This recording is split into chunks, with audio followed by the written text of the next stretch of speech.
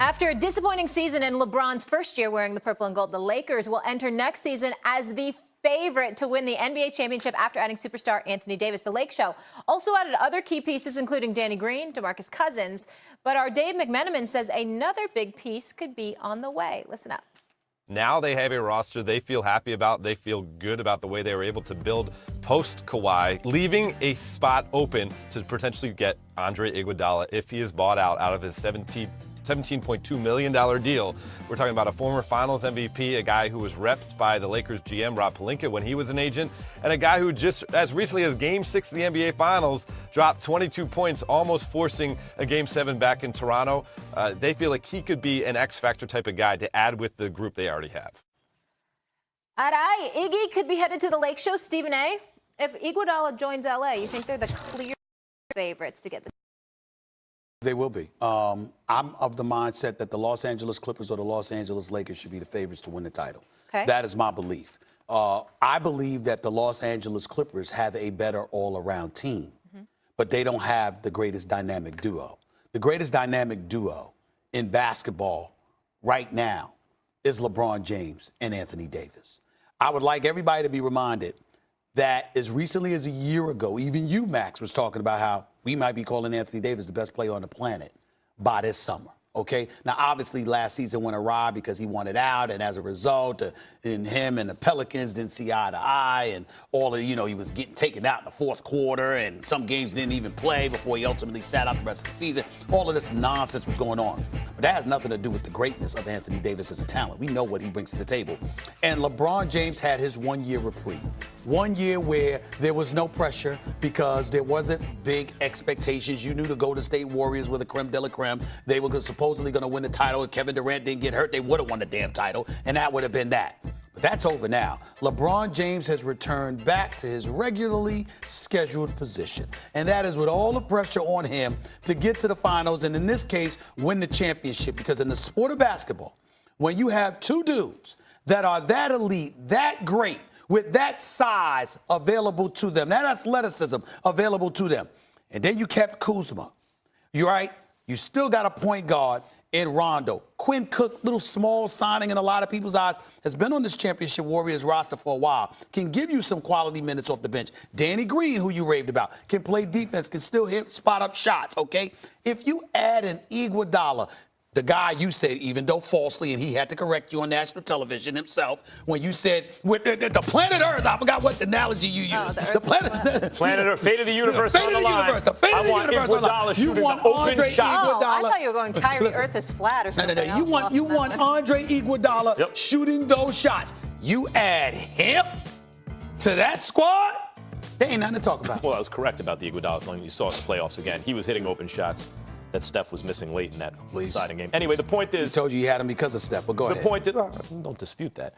The point is, if the Lakers get Iguodala, I will consider then who I will take as the favorite. Iguodala is not just some minor addition. That's a tremendous addition, particularly when you're matching up against the Clippers, because you could put Iguodala on Kawhi. And I understand your point about dynamic duo. LeBron is going to go down in history as a greater player than Kawhi. AD will go down in history as a greater player than Paul George. They're both on the Lakers. However, we're not talking about history and body of work. We're talking about right now. I thought AD was going to be considered the best player in basketball. He proved it by the end of last year. That didn't happen. Kawhi proved it. Kawhi is the reigning best player in basketball. He has had a historical playoff run. He's the Finals MVP. He shut down the Greek Freak, who was the regular season MVP in a tremendous matchup, while LeBron was sitting on the shelf, injured for part of last year and then didn't make the playoffs. Kawhi right now, until proven otherwise, LeBron's got to prove he's better than Kawhi. Right now on my list, Kawhi's ahead of LeBron.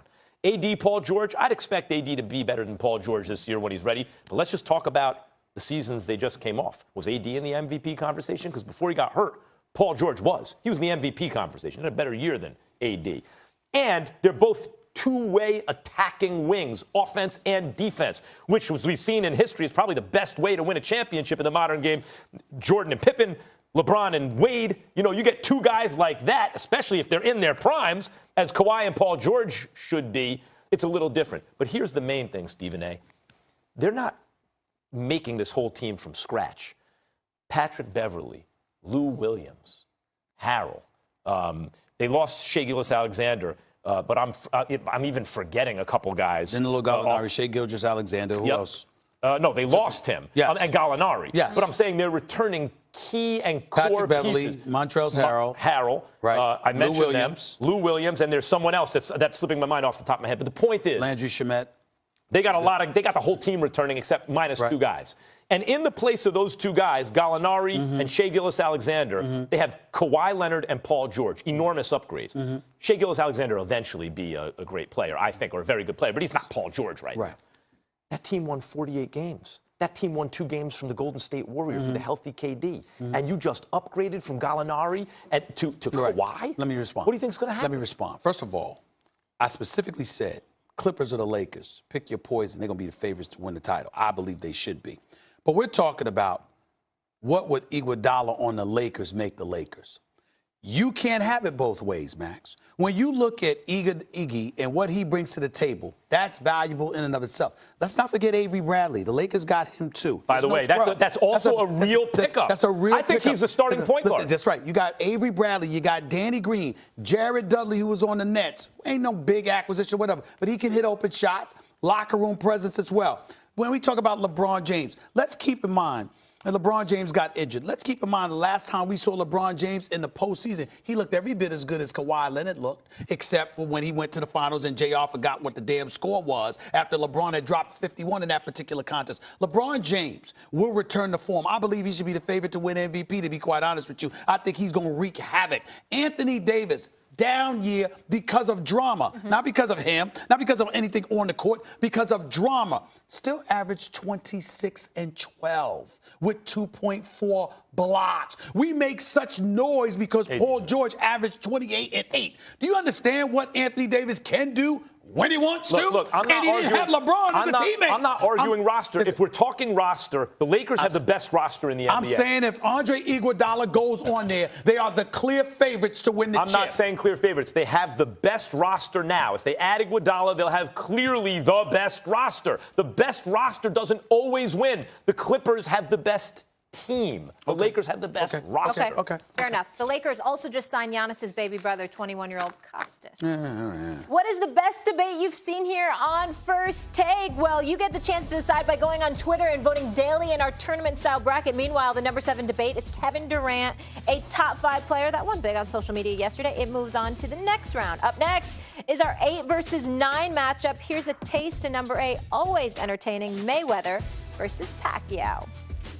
I thought about this a lot, actually.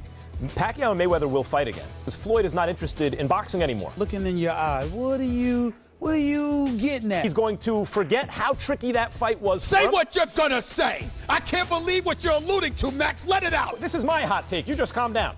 There is a very good chance that Pacquiao will stop Floyd Mayweather. What? Start with some tragic news. ESPN has just learned that boxer Maxim Dadashev has died from injuries suffered during Friday's fight in Washington, D.C.